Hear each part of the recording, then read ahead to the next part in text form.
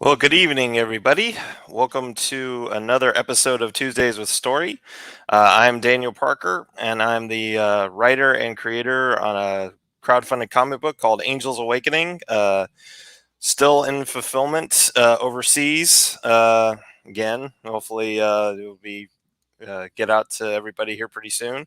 I've also got another comic book in the works called Guardian Angel, the follow-up to Angels Awakening. So far, let's see how many pages have been done. One, two, three, 5 pages have been drawn and colored so far. Oh, nice.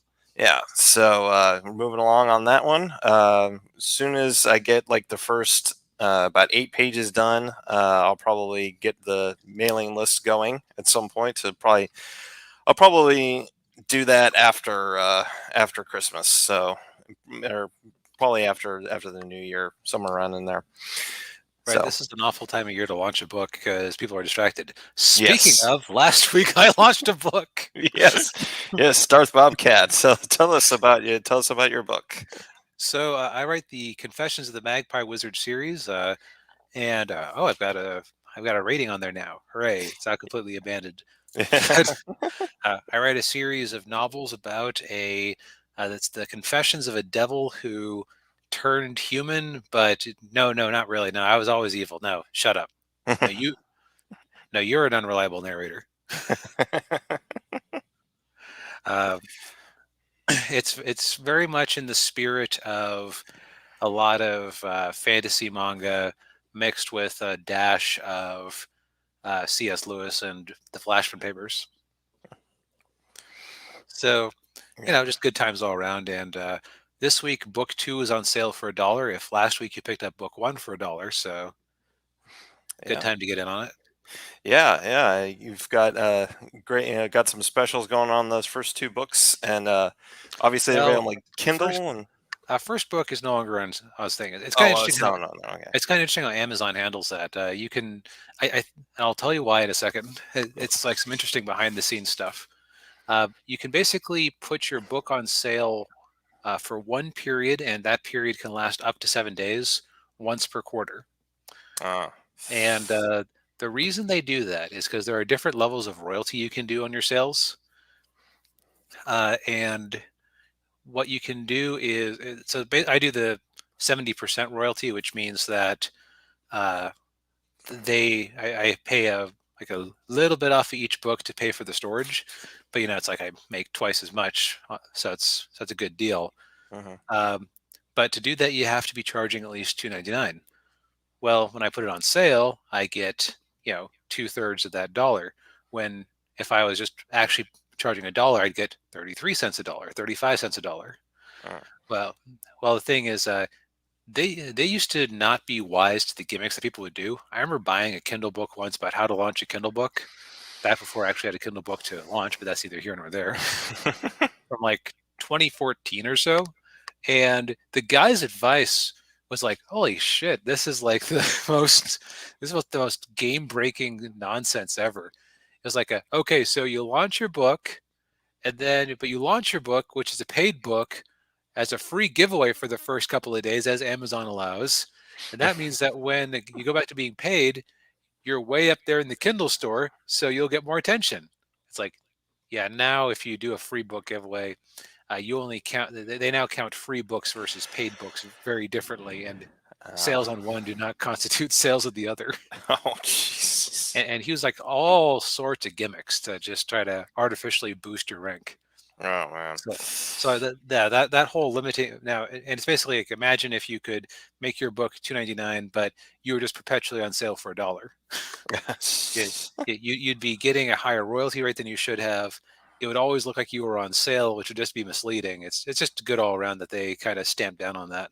Yeah, yeah. Which is And a long-winded way of saying that book 1 is now back to full price, but book 2 is on sale for $1. yes, and of course you can buy them digitally, and you can get the first two books hard physical. Yeah, So but book 3, I have just not had time to figure out why Scrivener's output is not being accepted by Amazon's input. It's been a little bit irritating, but I figured I'm better off continuing to write and sorting that out later.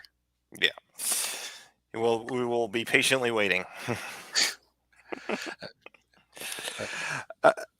Oh, hey, Hey, uh, hey, man. uh, hey, Dr. Did we say D Rhino? I think it was.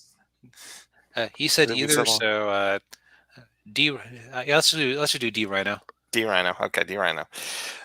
So for today's video, we're kind of building off of something we were talking about briefly last week, and that was with regards to fan fiction and writing stories that are writing stories in IPs that are not your own, they're someone else's, as opposed to writing your own stories. And I kind of got inspired by this by with Kevin Smith and his Masters of the Universe television series. We've talked about this show in the past on another topic, and so for those of you who don't know the way Bobcat and I do things, is if there's like a story or there's something going on the internet or a subject or whatever, we don't really focus in on that subject. We will talk about it as part of a broader subject, just because it's you know there are plenty of other YouTube channels out there that will hammer a subject to death. Right. We aren't Yellow Flash. We aren't Clownfish TV. We aren't Heels versus Babyface. We're not neurotic or Mauler or anything like that. Yeah, we're just Now, to be fair, Daniel, that might be a way to some real profit because they do have many dozens of or many thousands of times our subscriber base. So they that's true. Yeah, they might be onto something. yeah, that's very true.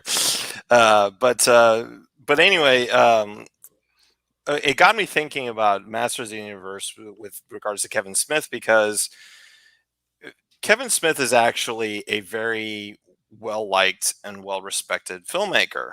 I mean, and also a writer too. I mean, he wrote at DC for a while. He wrote at Marvel, um, and he's made some very popular movies. I mean, to this day, his first movie Clerks is still regarded as still very highly regarded Chasing as Amy, Chasing Amy, Mallrats.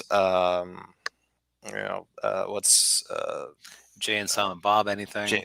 Jay and Silent Oh, and Bob, Dogma's good. Dogma, yeah. Although, so, and then of course, then he did some other movies that weren't so very good, like the cop movie with Bruce Willis. But he and of course, in his defense, Bruce Willis is very difficult to work with. But anyway, he's great with his own stuff, but then and or I should say, he's great with his own stuff, and he's great with stuff that he cares about. But you put him on something that he really doesn't care about, and despite what yeah, sometimes he said that he does like Master of the Universe, and then sometimes he said he didn't. I mean, whatever. And, But and where he said he liked Masters of the Universe was later in life as he got closer and closer to working on it. So, yeah, exactly. Yeah. So, uh, but it, but shoot, when you it give me a six-figure deal. Yeah, I love that Masters of the Universe. Yeah, yeah. I'll yeah, totally yeah. write human. Yes, exactly. But he doesn't seem to do very well when it comes to something he doesn't care about. And I know there are probably some people out there who like that, that Masters of the Universe show, and that's fine. Hmm. Um, but there are a lot of people out there who don't, and particularly people who like the original television show from the '80s. And I will say I'm not one of those people. Yeah, uh, Rena called me Boomer Cat last week, but uh, but dag nabbit, I'm too young to have actually grown up on He-Man. yeah, same here. Yeah, I think He-Man debuted on television 2 years before I was born. So yeah, I wasn't really into it. But that being said, there are a lot of people out there who did like it. Now, it's something, to it's one thing to work on your own stuff and be great at it, which I mean, that's I would say that's fairly easy to do, although not terribly easy. But I mean, when you're working on your own stuff, it's far more simpler in the sense that, you know, this is your property. You set the terms. You set the, the storyline, and you can take it however you want to take it. Uh, to use an analogy from a Ricada Law stream I was watching in relation to some case, he was saying that the Supreme Court is right in the same way that God is right, in the sense that you can disagree with the Supreme Court's opinion, but they set the rules, so you have to play in their sandbox. In much the Exactly. same way, if it's your own property, you know, so if you suddenly want to say, and you know what, the whole time Jessica wasn't a psychic, she was actually a wizard, and her teleportation power is actually a derived form of magic, and the series is now about magic. Yes. You could totally do that to your sci-fi dystopian fiction. Hmm. Uh, Nobody can stop you. Some people Exactly. might want to stop you because they'll go, "Wait a minute, this doesn't make a lick of sense." Yeah. What? Just like nobody could stop the creator of Dick Tracy from having him engaged to a girl from the moon and having a moon car in the 60s. Yeah. Or yeah, This is and a thing that was real. yeah, yes. Or yeah, or no one could stop George Lucas from creating midichlorians. Yep, exactly. Yeah. It's it's when it's your ball, or it's your ball game. You get to set the rules. Yeah. Now of course, if you're playing with someone else's toys, Hmm. and you've been given the keys to someone else's car, you've got to drive it the way that, they want you to drive it. Hmm. And it's and for some people, they it's they're basically given the keys to a Lamborghini, and they've never driven a Lamborghini before, and what usually happens, they wrap it around a tree. Yep. Or they decide to go. It's actually there's a term in economics called the tragedy of the commons, which is basically so the commons in England was in farming villages. You'd have this stretch of fields that didn't belong to anybody, and because it didn't belong to anybody, everybody just go, "Psst, uh, free grass. I'm just going to take my cows and sheep through here and just ruin it for the next guy." And it's like the tragedy of the commons was that because nobody actually owned it or nobody was like actually invested in it, it was always just in an awful state. Yeah. And so it's kind of a similar thing where it's like well, it's not your property. What do you care? It- you can just move on to the next thing. Yes. And we've been seeing a lot of that lately. In Bobcat used a phrase that I hadn't heard before before we jumped on the stream of an official fan fiction. Right. And I don't mean that in like a disparaging way. It's just a interesting way of talking about it. Because, well, I'll talk. Yeah, I'll define that term first. So, official fan fiction is, um, and I'll just use us as an example. Let's say that 10 years from now, Angels Awakening is a super successful comic book. So there's talks of movie rights, and I have an awesome idea for a pitch for a novel set in the same universe. I would go to Daniel and I would say, "Hey, Daniel, I want to, here's a story idea that I think would really fit into the Angels Awakening universe. I want to write this novel. What do you say?" And he would say, "Sure." And we would come up with some sort of arrangement for, you own the rights to this, you don't own the rights to that. I play in his sandbox. He has oversight over it to make sure that I don't break his toys. And we both come away from it hopefully happy. Hmm. That would be official fan fiction. And you see in this in other circles they call it like expanded universe, or they call it work for hire.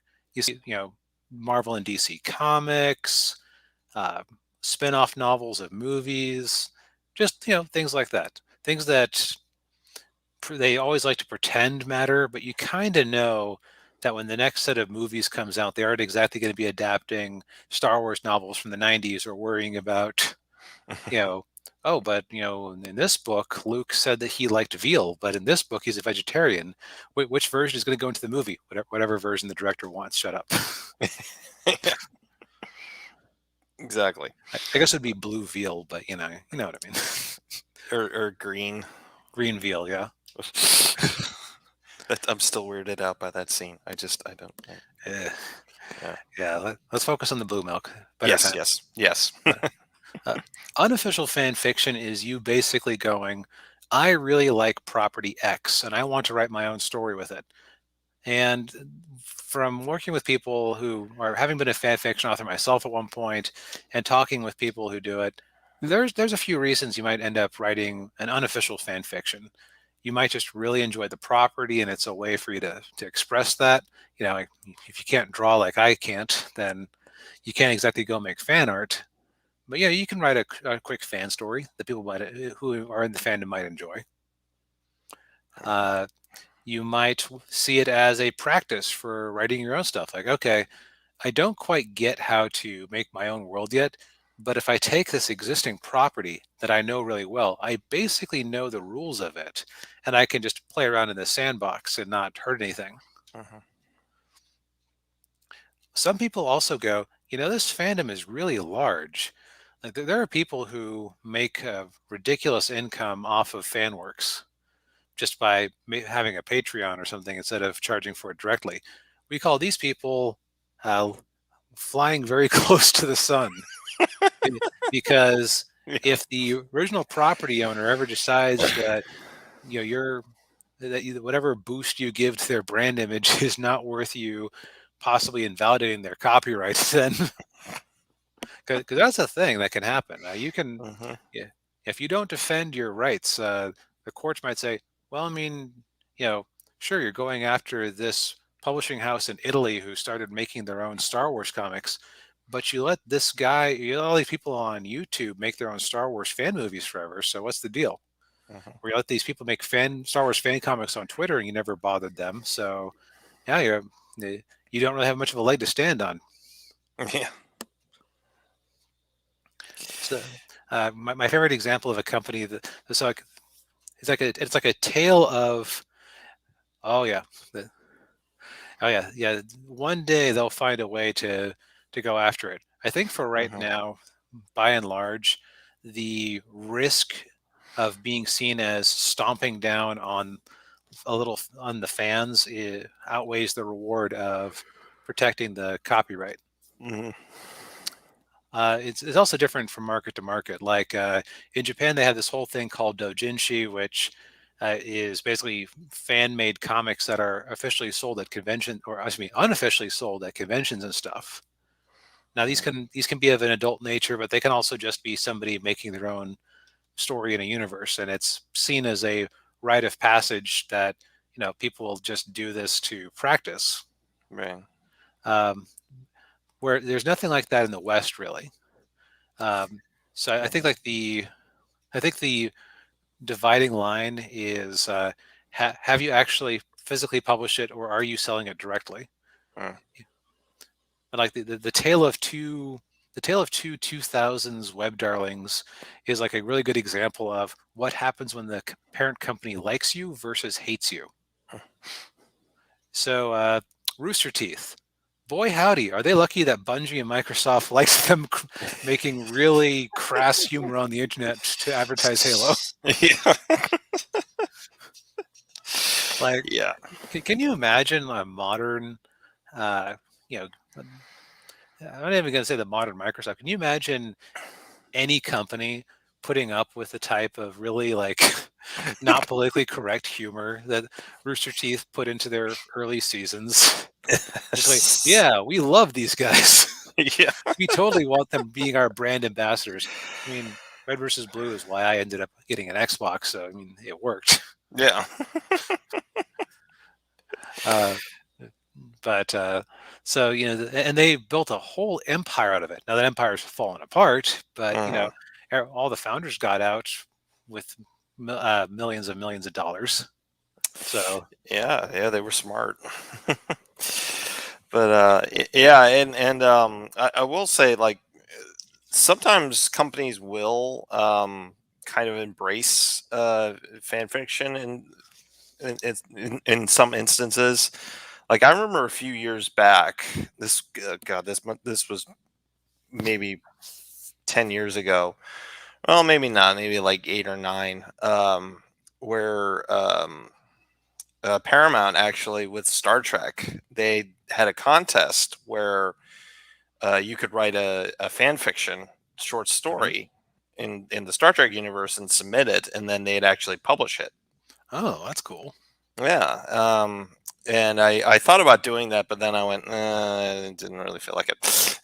But it's, and I probably wouldn't have gotten in there anyway. But I thought that's one way of giving people that sort of an outlet. Right. It's especially I think during that time there wouldn't have been a lot of Star Trek material to like official Star Trek material for them to sink their teeth into. So it's a way to keep the fires alive. Right. Yeah, Now, and that was back when they were more gracious to the fans. yeah, we'll get to that whole fan hating thing. We so so on the flip side, Team Four Star, the makers of Dragon Ball Z Abridged. I know people who watched Dragon Ball Z Abridged who hated the original Dragon Ball back in the day. Uh, I know people who, uh, you know, there are still jokes from there that I'll make with my friends to this day. That thing was a darling. They were invited to conventions around the world because they were so good at voicing their little parody versions of these Dragon Ball characters. Toei Animation hated them. Uh, Funimation and the people who licensed them in the U.S. They were always cool with them. In fact, there was one edition. I don't know if it ever made it to physical print, but in one of the Dragon Ball episodes, they had this guy named Hercule or Mr. Satan, depending on the version of the dub you go with. Guess which one was the Americanized version?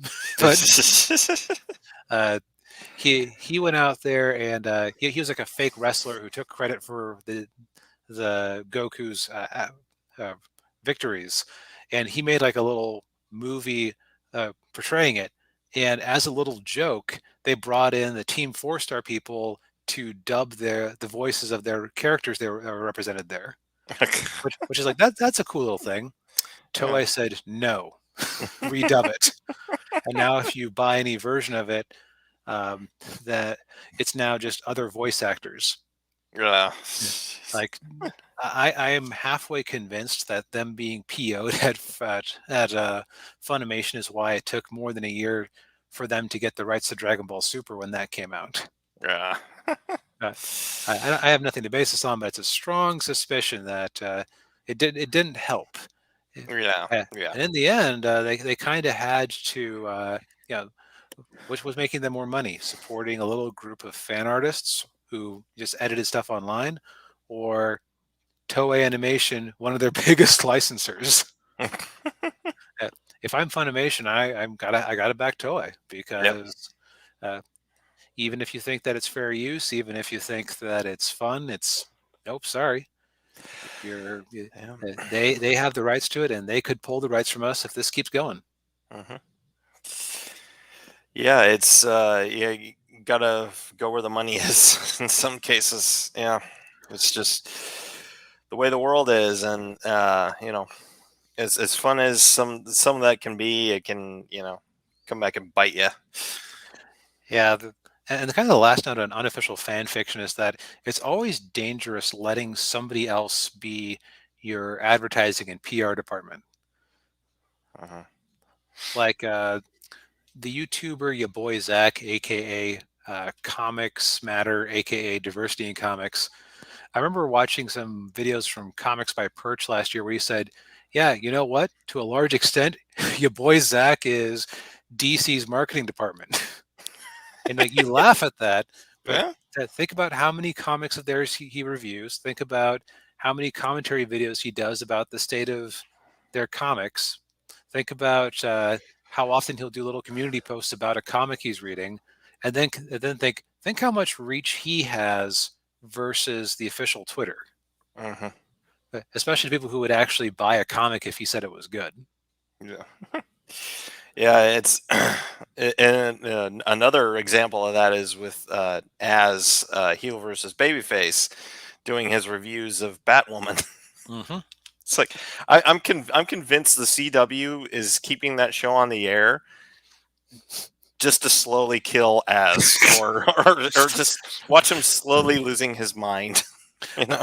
I remember at like the height of season one, EFAP said, "We're probably the largest Batwoman fan community on the internet because we're getting hundreds of thousands of views every time we dissect one of these episodes." It's like, yeah, you're probably right. You Yeah, have you have comparable ratings to the actual show itself on TV. yeah. Yeah, it's oh man, and yeah, is but yeah, go That ahead. that is a real problem when you think about it. Like, imagine it in another industry. Imagine if every time you heard about Coca-Cola, it wasn't some carefully orchestrated ad showing how Coca-Cola is against racism or loves family and togetherness, or it's Thanksgiving, you should have a 2 liter of Coke on the table. Mhm.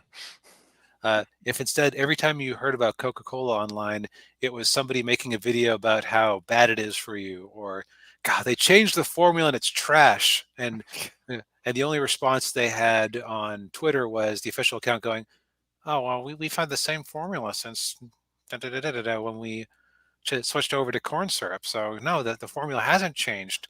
We're sorry you're not enjoying yourself. Maybe you should, here's a coupon for $1 off a 2 liter of Coke." Yeah, Like which is going to be more entertaining, the guy making the bombastic claims about Coke selling out and whatnot, or the milk toast reasonable response from Coke marketing, if assuming they even deign to make a response. yeah. Well, can you imagine like speaking of Coke and not listening to people and everything, which it's just these days companies don't seem to do that anymore. And like, can you imagine like back in the '80s when they came out with new Coke and everybody hated it, and Mhm. then Coke kind of went, okay, we'll go back to the way it was before. And if that happened today, they'd be like, "No, this Coke is great. You're just a da da da da da." Like, Yeah, okay, yeah, we're doubling down on new Coke. yeah, Uh, and D Rhino makes a good point. yeah, uh, Know what I find weird? They don't like woke, but they watch it. I'm not saying they're hypocrites. It's just that I know something is garbage. I will not give it attention. And it's like we were talking about at the start of the show. There's and I enjoy that. I enjoy some of that kind of content too. Is it's fun to watch somebody dissect something that's kind of flawed and pick it apart. hmm Uh, Now, and it does actually help my own writing at times to consider these types of things. Because like if you think about it, like you can kind of occasionally go, okay, what would EFAP say if somebody gave them an audiobook of my book? hmm Like, what kind of mean critiques would they say, and to what extent would I care about them? Like last week, I gave the example of my phone is an awful laptop. The keyboard is there's only has a touch screen keyboard, and there's only one USB-C port on it. What an awful laptop! You can't even close it. It's like that would be criticism that was just completely missing the point. yes, On the other hand, if they said your phone is garbage because it struggles to load YouTube at times, true story. Audible takes a minute to load. And that's like, okay, you know what? Maybe your criticisms of my phone are valid. yeah, Uh, yeah, uh, and of course, they've monetized it. Like if I was in the business of picking apart seemingly woke entertainment, boy howdy, I'd be finding woke entertainment at every rock, just so I would have more stuff to talk about. yeah, yeah. It's a business for those guys. I mean, the reason Az does all those Batwoman videos is because people watch them. Yep. Yeah. Yeah. So of course you always have to take that into account when you're watching any critique for really any critic, honestly, hmm because there's like a bias. If somebody is the Washington Post reporter who Disney flies out every time they come out with a movie, and they don't pay them directly, but hey, we comped your flight and your hotel room, and here's we're comping your meals for a couple of days. because we're coming out with a new Star Wars movie. Boy, aren't we nice people? That's going to have Yeah. an impact on it. On Yeah. the flip side, if my money comes from, this is an awful example of the decline of Star Wars, I'm probably not going to go and giving it a fair shot. Yeah, exactly. Yeah, it's and and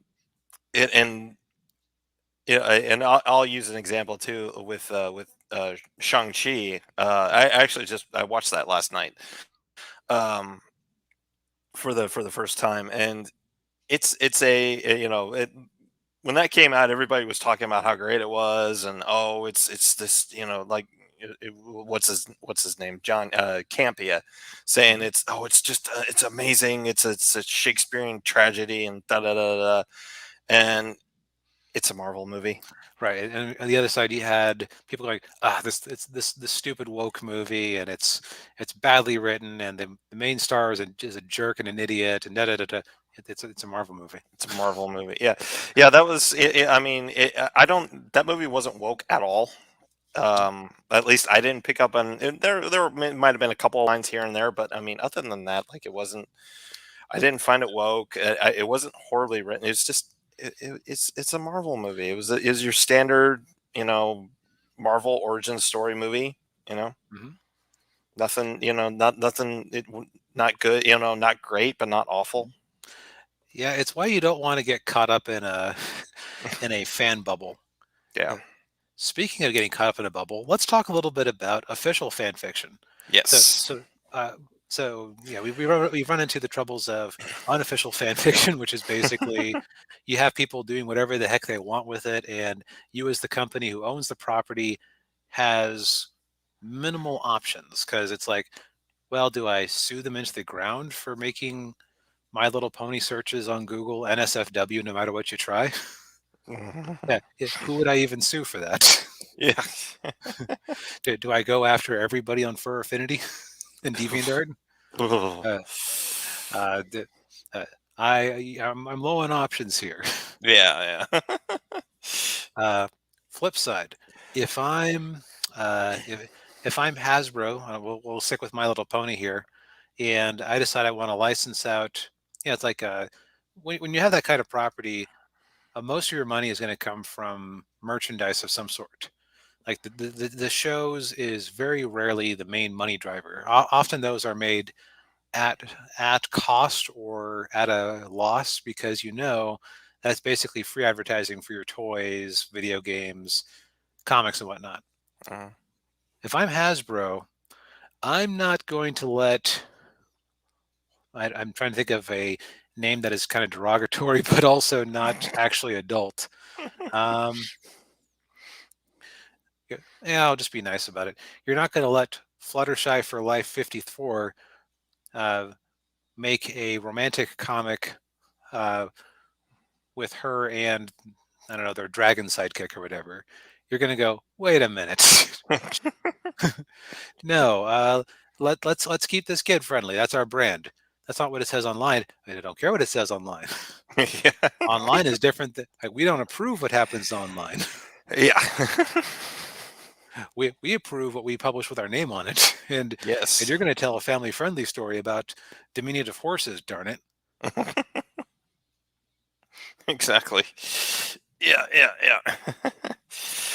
Yeah, and it's, you know, that's the thing, like when you're being paid to write a you know, in an existing property, like there are, you know, there are limitations that you have to deal with. Like I remember, again, it would not be a Tuesdays with Story stream if Daniel Parker doesn't mention Star Trek at least a couple of times. Take a shot. Yeah, exactly. Um, but you know, people working on Star Trek, like, you know, who, you know, may not know a whole lot about the franchise. They don't know a lot about the lore or the mythology. You know, they want to Or do even something have with, written science fiction before. or yeah, very written science fiction. Yeah, and you know, you bring in, you know, they want to do something with the character, they want to do something with the story, and they want to, you know, have something happen. Well, you know, they got somebody, they got a, you know, technical advisor or somebody in the background saying, no, you can't do that because in this episode of the show, they did something that was complete opposite of that. You can't do that. Yeah. In season 3, episode 5, Mr. Worf specifically says he's allergic to dairy, but in this scene you have him eating ice cream with Deanna Troi. That needs to change somehow. Mhm. It can be oat based. Yes. Yes, exactly. And it's and I will say, like, I've talked about we've talked about Star Trek Nemesis in the past, but one of the biggest reasons why that movie didn't work very well was because the director of the movie didn't know anything about Star Trek at all, didn't know anything about science fiction at all. Was Nemesis the last one before they rebooted it? Yes. Okay. Yeah, yeah. And the writer on the movie, very talented writer, is the guy who wrote Gladiator, my favorite movie of all time. But a self-proclaimed Star Trek fan, but he had never written science fiction before. And also, it's like you can have a problem if you're too much of a fan. Like I think I've said it on the podcast before, but the Romulans are like the most central thing to Star Trek that just has no presence whatsoever in the pop culture image of Star Trek. Yeah, yeah. It's the Klingons that everybody knows. Everybody knows the Klingons. People from the '90s know the Borg. Mhm. That's pretty much what people imagine when they think of Star Trek. Yeah, For some reason, the Romulans just don't make it into the pop culture. yeah. Actually, I think Star Trek 3 they were supposed to be the villains, Hmm. and then they changed them to Klingons. Of course, Yeah. with Doc Brown as the lead Klingon. Yes. Yeah. But yeah, it's you kind of have to bear a lot of things in mind, because it's like we said, it's writing your own stuff. It's very easy to get kind of I hate to use the word complacent, but I mean that can happen. Mm-hmm. Because it's like, oh well, this is my story, this is how we're going to do it, and then but if you're doing it, you're working in someone else's story, and you have, like, say, the most powerful man in the universe, and you just turn him into a total wimp. I mean, it's not gonna go over very well. And you have a character like Tila, who is a strong character, a strong woman, but also very feminine, and you turn her into this butch looking. It's like that mandatory side of the Yeah, head shaved haircut, yeah, which I don't know. Like I don't see. It's not a look I've ever appreciated on anybody, but yeah. And I really hope that look dies off very soon, because it's not a very good look. yep. So let's talk about actually how about this? So we'll go back to My Little Pony example since it's a toy related thing. Mhm. Hasbro has 100%. Oh, is it Skrillex's fault? Okay. Oh, Well, okay. as long as I know who to blame it for or blame Yes. on it. Yeah. Uh, so anyway, so My Little Pony, Hasbro 100% owns My Little Pony. Mhm. There is probably somebody at Hasbro who is some sort of lore keeper for whatever version of My Little Pony they're currently licensing. If you came to them and said, "Hey, we want to set a comic book in the original '80s series," they would probably be the person to talk to. They go, "Okay, so we want this much for if you're doing this. We want this much an issue with with these requirements, and we have final say on the script." So it's all just under one nice. There's like probably one pony person or Mhm. a small team of pony people. Probably the same thing for Transformers, GI Joe, and so on, because Hasbro, as far as I'm aware, doesn't have any split ownership with any of their properties. I I don't know. I know. I know they have a license with Power Rangers. I don't know if they own Power Rangers. Power Rangers is confusing because Saban had it, then Disney bought it from them and ran it And to the then ground. Then Saban bought Saban it bought it back, back. and Saban sold it to somebody. I think that S- might have been I Hasbro. I think it was Hasbro, yeah, Yeah, and then yeah, because I don't know if it, yeah, because I'm guessing they probably do have complete ownership of Power Rangers, yeah. but yeah, but anyway, continue. Yeah. Yep. So you have one person to go to. Where it seems like you run into trouble a lot of times is when you have some split ownership. So one example is that the rights to Star Trek were and could potentially become split again because Viacom and CBS were one company for a while, then they split them into two, then they've remerged. But they remerged with the understanding that they had to maintain a certain degree of profitability, which boy howdy has COVID not been good for that. No. But but while the rights were split, you had some troubles if you were making a Star Trek movie. Because the rights to the Star Trek movies resided with one company, and the rights to the TV shows resided with the other. So that meant that the J.J. Abrams version couldn't be 100% like the TV show at all. I've heard people say 25% different for anything Hmm. because uh, I don't know. That's just one of those things I hear. I don't know if it's 100% true, but we'll say, if everything has to be 25% different, and you have a group of fans who are well known for being deep into the bushes on every bit of minutia, boy, it's going to be impossible to keep them particularly happy with it. Oh yeah. Yes, yeah, yeah. When you see them wearing different uniforms, they're using holographic communications, which they didn't even have that in the Next Generation. Or they had it Right, in one episode of Deep Space Nine, and then they never used it again. It was right. It, that particular franchise, you can't get away with that as well. right. Something like Transformers or G.I. Joe or My Little Pony, you probably could get away with making a version that was wildly different because the fan bases there are used to every show being disconnected from everything else. Right. Now, to go back to He Man, my understanding is that Mattel owns the rights to He Man and could license a TV show, but the rights to the old Filmation series is locked up with somebody else. That sounds right. Yeah. So that meant that you couldn't actually make it a direct sequel to the 80s cartoon. Hmm. So you had to do something kind of different. And I heard some thought that maybe part of the reason that the characters all kind of look like roided up, everybody's roided up, is to be that 25%, that theoretical 25% different. So it's like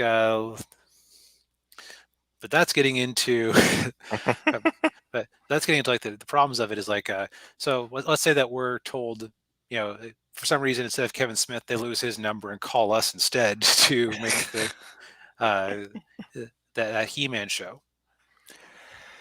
So I don't know about you, but I find that when I'm writing something, somebody telling me, oh, here's this rule on the world makes it like very hard. Like it's almost like remember the South Park episode where they're making fun of Family Guy with the manatee jokes? If you took one ball out of the word of out of the bucket of words that the manatees would go in and pick up, they would just refuse to work. Yeah. That can be my muse sometimes if I feel like somebody else is restricting what I can do. Yeah. Yeah, I tend to be the same way. That's when I was younger. Like, if someone at Paramount or Viacom or whoever came to me and said, we want you to write the next Star Trek movie, 10 years ago, I would have jumped at it. Uh,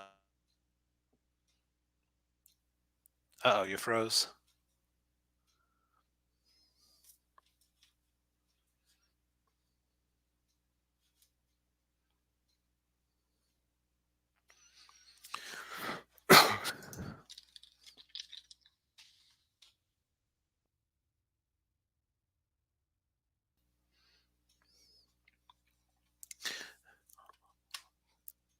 Technical difficulties, folks.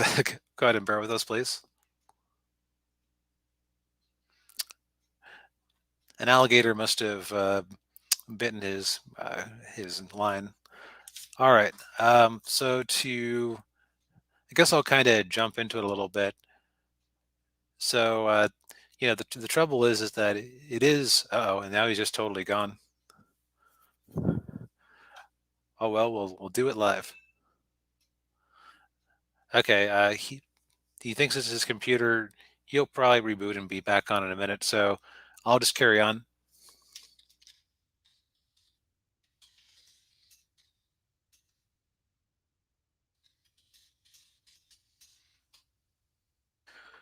Actually, D Rhino, are you still there and able to watch this on YouTube? Okay, so you are still there. Good. I wasn't sure if losing the primary person would cause issues. So, so to go back to it, so if you've got so playing with somebody else's box, when you have a split ownership like that, it's difficult because the rules that are in your head, they might tell you, well, I mean, it's great that you loved how the tribbles were, but got me 25% different. Can you make the tribbles different, please? Maybe make them eat. Maybe they eat meat in addition to vegetables, or I don't know. Maybe they have like big googly eyes so that they are legally distinct. We can sell toys of it. Uh, the, so if it's split like that, you've already got one hand tied behind your back for making a faithful adaptation. The other hand tied behind your back is, what if you don't necessarily have any great love for the original? Which again, Kevin Smith in some interviews said he had never liked He-Man and didn't like it. Other interviews, particularly close to when he got the gig, he was like, "Oh yeah, He-Man, that's great. I used to watch it every day after school." So it's a little bit hard to gauge. And by the way, he would have been like 15 at the time. So if you look at the air dates versus his age, so it's a little bit sus. But yeah, I'll give him the benefit of the doubt and say he wanted to make a good show, but and he wanted to make it something that the fans would like.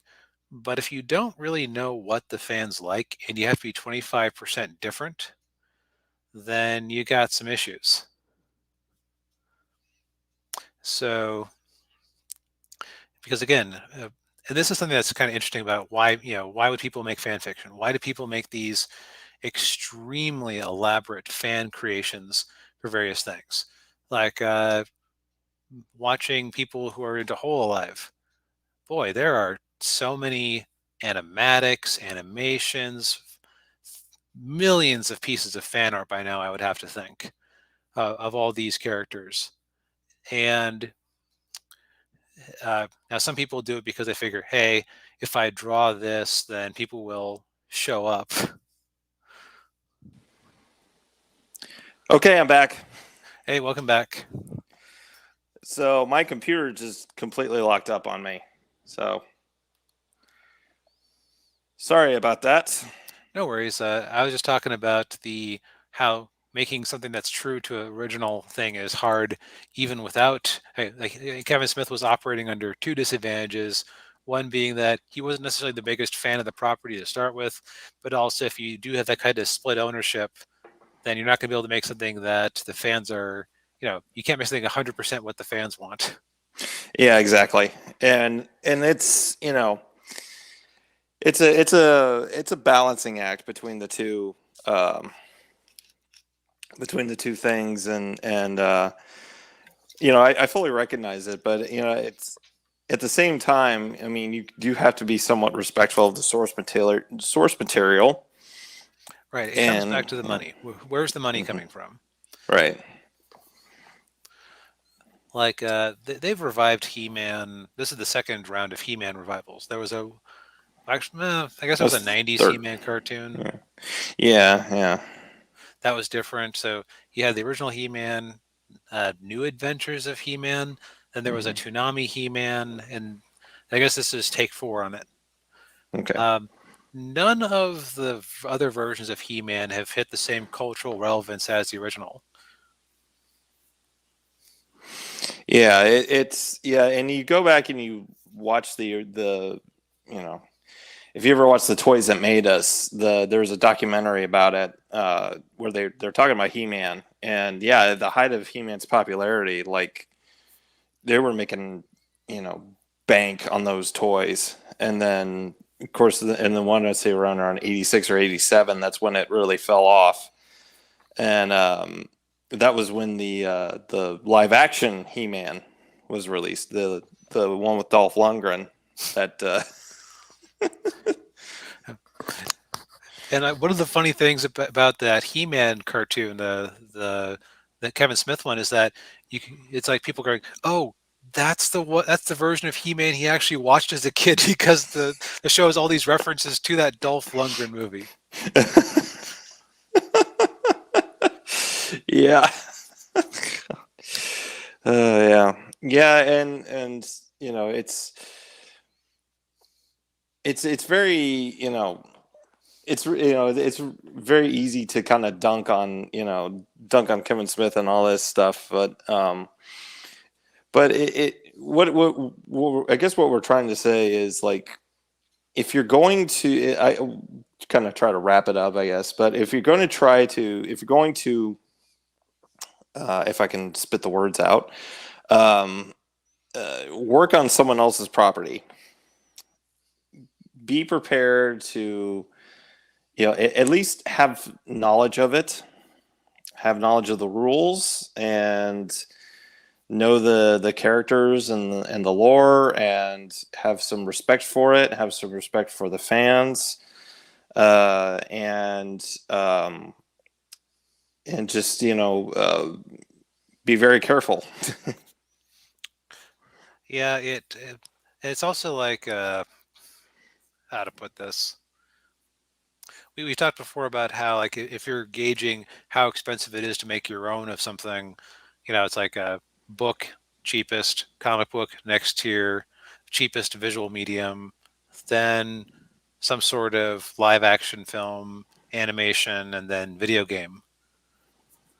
Uh, so like, could Kevin Smith go make his own thing, like his own animated TV show with powerhouse animation behind it? At this point, he probably could, but he'd have to get some investors and he'd have to like really sell something. I think Hmm. that's why we get so many adaptations Yeah. anymore, is just because, if I'm a Hollywood financier, what am I going to go with? Kevin Smith hasn't had a really knock it out of the park success with an original property in a while. Do I want to fund Tusk 2, The Tuskening? Or do I want to fund him taking a stab at He-Man, which is a known property, and Mattel will help kick in some money for it?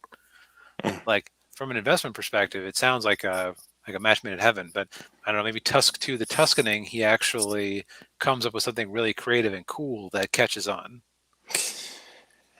Yeah, I don't know where you can go with, you know, turning a guy into a into a Walrus. walrus. Yeah, yeah. But yeah, it's hard. It's much the easiest thing is to make unofficial fan fiction and live in fear of getting Team Four starred off the face of the internet. Nowadays, they've resorted to making their own CGI cartoons using the DBZ character models, and they're oddly depressing, which is really Mhm. funny. Like I, I find it funny that their take on the DBZ characters is kind of depressed at this point. It Because it's kind of a whimsical show that, if you really thought about it, is kind of a horrifying universe to live in, because there are gods of destruction and random monsters of the ancient past just waiting to show up and wipe out the world. And if it wasn't for a group of randos who have superpowers, Earth would have been destroyed 50 times over. Yeah. And it's like maybe you guys have been working on this series for too long. If you're and maybe it's like, I understand that you don't necessarily have your own thing, but on the other hand, it's like, maybe, I don't know, get a CPA. If you find Dragon Ball kind of depressing, and and everything you're making is kind of depressing, then I shouldn't say that. I watched one or two of them, and that was the attitude I got. Was that I felt like they were depressed by it. Mm, But at the same time, it's like yeah. they thought they could be Rooster Teeth. Yeah. And that can be very that can go one, yeah, it can always go one of two ways.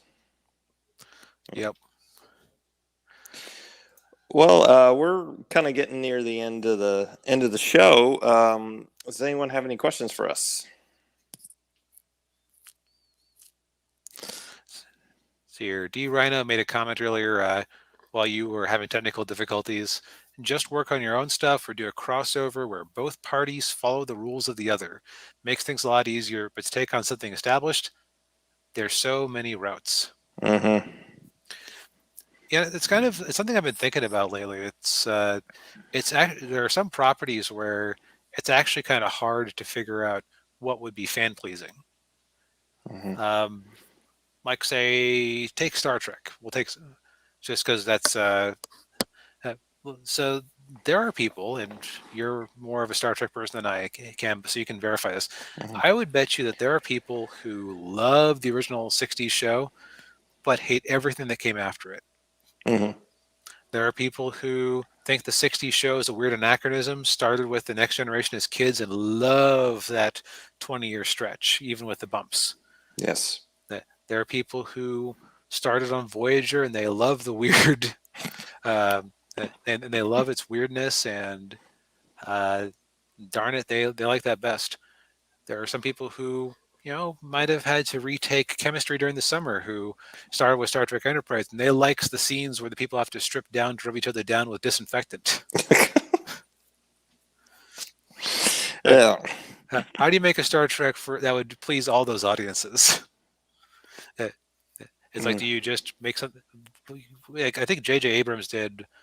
It's a flawed take, but it's like as good of a take as you can. It's like, look, okay, nerds, multiverse.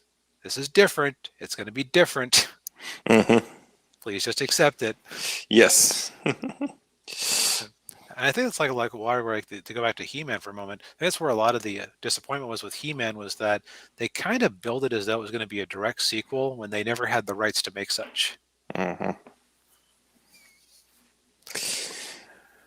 Yeah, and I would say a lot of the anger about that show, and especially directed at Kevin Smith, was the fact that he was many instances has been dishonest about the show, like what's what the show's about, and what's in there, and yeah, and it's kind of it's also kind of something we've talked about before, where it's like like the fans give you money, right? Yeah. Why can't you make something happy for the fans? Why does He-Man have to take backstage in a show that seems to be about him? Why? Well, that should like if you grew up in the '80s and like He-Man was your jam.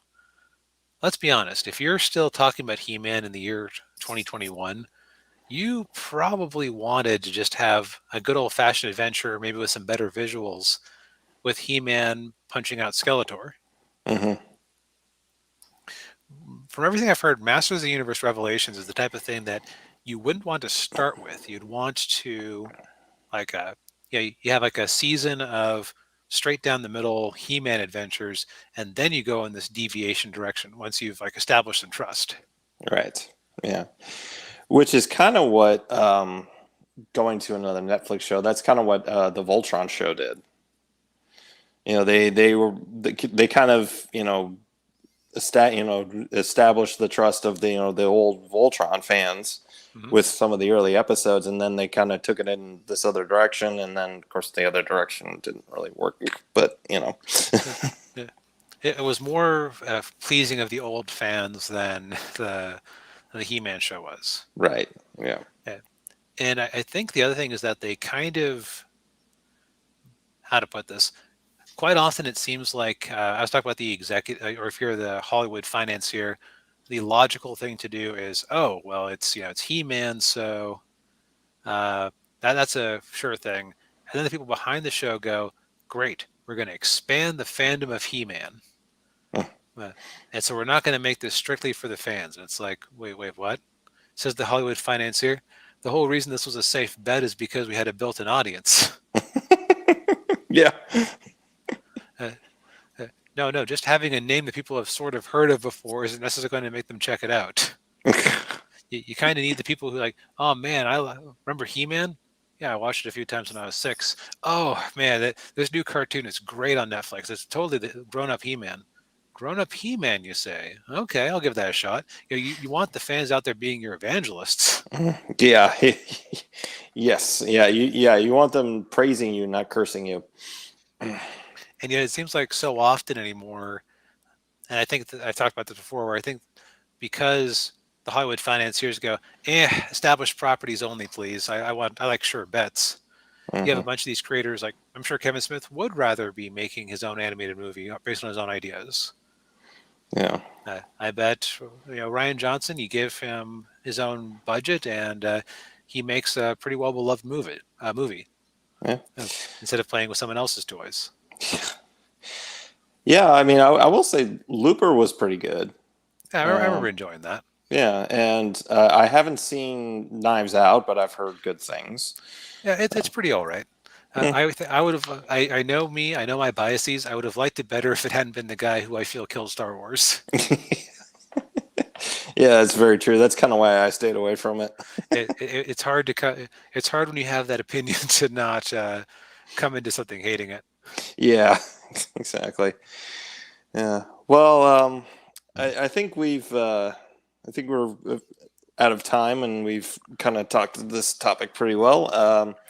Any closing remarks, Spocket? Um,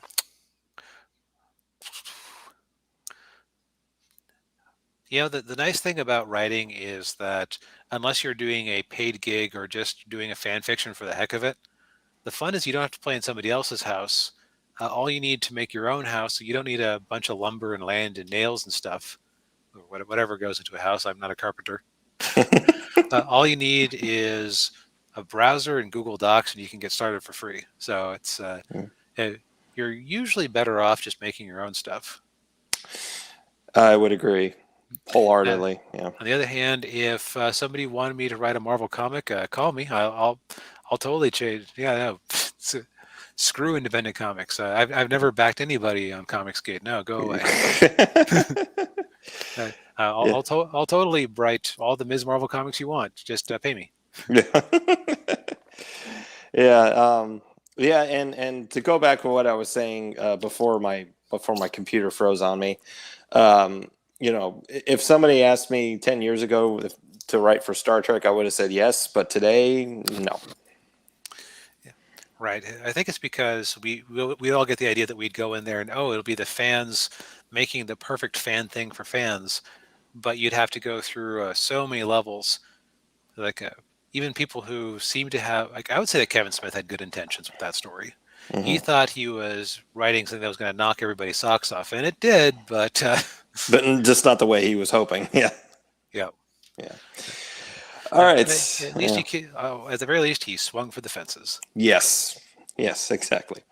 All right. Well, I think that's all the show we have. Want to thank everybody for watching. Hit the like button. Subscribe to the channel if you haven't already. And we'll see you all next week. Good night, everybody. Good night. Thanks for watching.